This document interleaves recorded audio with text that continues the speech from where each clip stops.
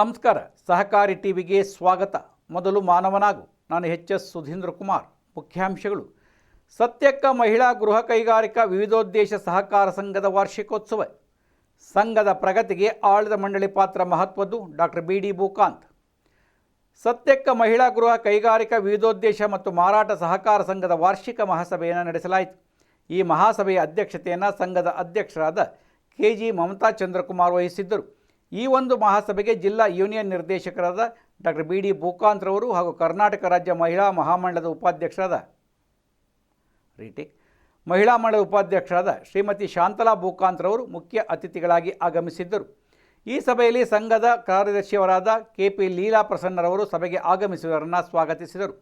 ನಿರ್ದೇಶಕರಾದ ಶ್ರೀಮತಿ ವೇದಾವತಿ ಮಹೇಶ್ವರಪ್ಪ, ಸುಚಿತ್ರಾ ನಾಗರಾಜ್, ವಿಜಯಕುಮಾರಿ ಪ್ರಕಾಶ್, ಅನಿತಾ ಮೋಹನ್, ರೇಣುಕಮ್ಮ ಬಸವರಾಜ್, ರೇಣುಕಮ್ಮ ಪರಸಪ್ಪ, ಹೇಮಾ ನಾಗರಾಜ್ ಉಪಸ್ಥಿತರಿದ್ದರು. ಹಾಗೆ ಈ ಒಂದು ಮಹಾಸಭೆಯಲ್ಲಿ ನೊಣಂಬ ಸಮಾಜದ ಆಡಳಿತ ಮಂಡಳಿ ಚುನಾವಣೆ ನಿರ್ದೇಶಕರಾಗಿ ಆಯ್ಕೆಯಾಗಿರುವ ಡಾಕ್ಟರ್ ಬಿ.ಡಿ. ಭೂಕಾಂತ್ ಹಾಗೂ ಶ್ರೀಮತಿ ಶಾಂತಲಾ ಭೂಕಾಂತ್ರವರನ್ನು ಸನ್ಮಾನಿಸಲಾಯಿತು.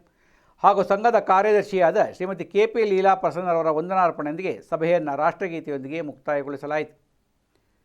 ಸಭೆಯನ್ನು ಉದ್ದೇಶಿಸಿ ಮಾತನಾಡಿದ ಡಾಕ್ಟರ್ ಬಿ.ಡಿ. ಭೂಕಾಂತ್ರವರು, ಸಂಘವು ಪ್ರಗತಿಯನ್ನು ಹೊಂದಬೇಕಾದರೆ ಅಧ್ಯಕ್ಷರು, ಉಪಾಧ್ಯಕ್ಷರು ಹಾಗೂ ನಿರ್ದೇಶಕರ ಪಾತ್ರ ತುಂಬ ಮುಖ್ಯವಾಗಿರುತ್ತದೆ. ನಿರ್ದೇಶಕರೆಲ್ಲರೂ ಡೆಪಾಸಿಟ್ ಹಾಕಿಕೊಂಡು ಹೆಚ್ಚಿನ ಸಾಲವನ್ನು ನೀಡುವುದರಿಂದ ಮಾತ್ರ ಸಂಘವು ಉನ್ನತ ಪ್ರಗತಿಯಲ್ಲಿ ನಡೆಯಲು ಸಾಧ್ಯ ಎಂದು ಸಹಕಾರಿ ರತ್ನ ಡಾಕ್ಟರ್ ಬಿ.ಡಿ. ಭೂಕಾಂತ್ ತಿಳಿಸಿದರು. ಅವರು ಸತ್ಯಕ್ಕ ಮಹಿಳಾ ಗೃಹ ಕೈಗಾರಿಕಾ ಸಂಘದ ವಾರ್ಷಿಕೋತ್ಸವದಲ್ಲಿ ಮುಖ್ಯ ಅತಿಥಿಗಳಾಗಿ ಮಾತನಾಡುತ್ತಾ ತಮ್ಮ ಅಭಿಪ್ರಾಯ ವ್ಯಕ್ತಪಡಿಸಿದರು.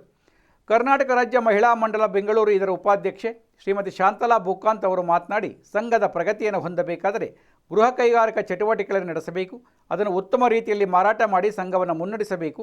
ಅಧ್ಯಕ್ಷರು, ನಿರ್ದೇಶಕರು ಎಂಬ ಭೇದವಿಲ್ಲದೆ ಎಲ್ಲರೂ ಒಟ್ಟಾಗಿ ಸೇರಿ ನಡೆಸಿದರೆ ಮಾತ್ರ ಸಂಘ ಉತ್ತಮವಾಗಿ ಬೆಳೆಯಲು ಸಾಧ್ಯ ಎಂದು ತಿಳಿಸಿದರು.